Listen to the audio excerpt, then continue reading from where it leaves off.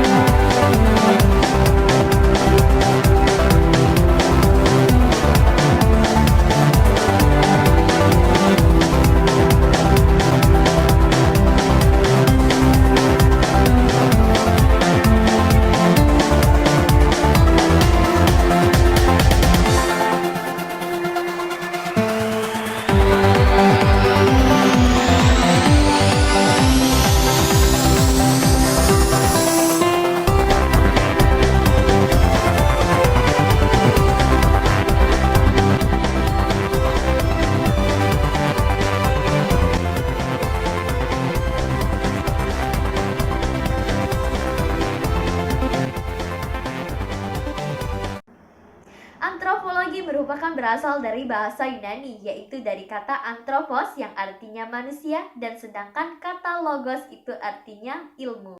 Jadi, pada dasarnya kita dapat simpulkan, antropologi merupakan sifat dan ciri-ciri dari masyarakat. Percabangan antropologi ini dapat dilihat dari segi tradisionalnya, yaitu dari dua analogi disiplin ilmu pengetahuan. Pada dasarnya antropologi ini terdiri dari 4 besar cabang. Yang pertama yaitu antropologi biologi, yang kedua arkeologi, dan yang ketiga itu antropologi linguistik, yang keempat itu ada antropologi budaya.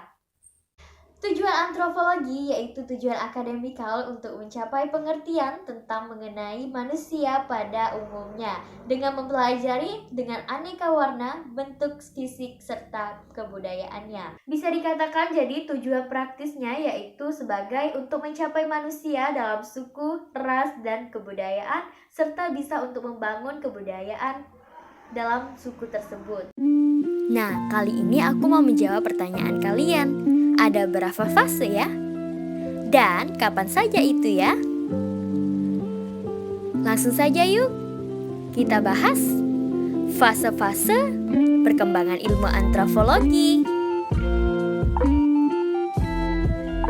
Pada fase pertama, sebelum tahun 1800 bermula dari kedatangan bangsa Eropa Barat ke benua Afrika, Asia, dan Amerika. Terkumpul tulisan buah tangan para musafir, pelaut, pendeta penyebar agama Nasrani, penerjemah kitab Injil, dan pegawai pemerintah jajahan dalam bentuk kisaran perjalanan. Dalam tulisan tersebut terdapat deskripsi tentang adat istiadat, susunan masyarakat, dan ciri-ciri fisik dari beragam suku bangsa di Afrika, Asia, Oseania, dan Amerika. Bahan deskripsi tersebut disebut sebagai etnografi. Pada fase kedua, sekitar pertengahan abad ke-19, kala itu bentuk masyarakat dan kebudayaan tertinggi adalah seperti Eropa Barat, sementara semua bangsa-bangsa di luar Eropa disebut primitif atau contoh dari tingkat budaya rendah. Nah, adapun tujuan antropologi ini ini seperti yang sudah aku jelasin di video sebelumnya ya. Ilmu antropologi merupakan suatu ilmu yang akademikal yang bertujuan untuk mempelajari masyarakat dan kebudayaan primitif dengan maksud untuk mendapat suatu pengertian tentang tingkat-tingkat kuno.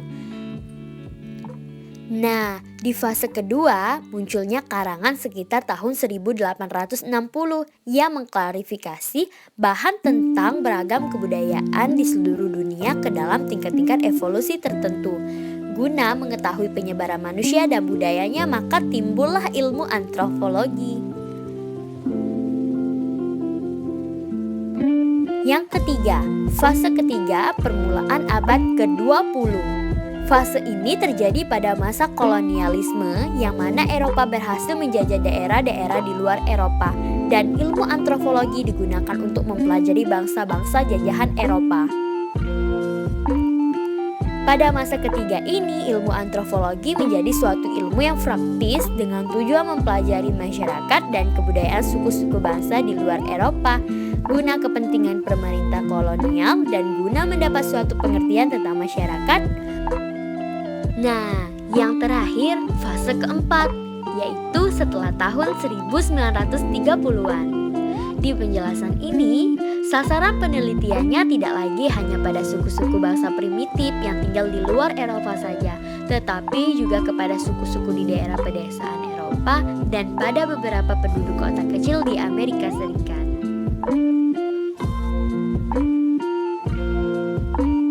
Selanjutnya, ini ada tujuannya juga loh.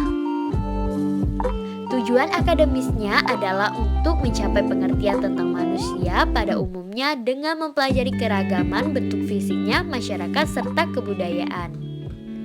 Tujuan praktisnya adalah mempelajari manusia dalam keragaman masyarakat suku bangsa guna membangun masyarakat suku bangsa itu. Terima kasih untuk kalian semua, terima kasih untuk atas perhatiannya dan meluangkan waktunya. Dan saya ucapkan Assalamualaikum warahmatullahi wabarakatuh. Tetap jaga kesehatan dan Sriwijaya.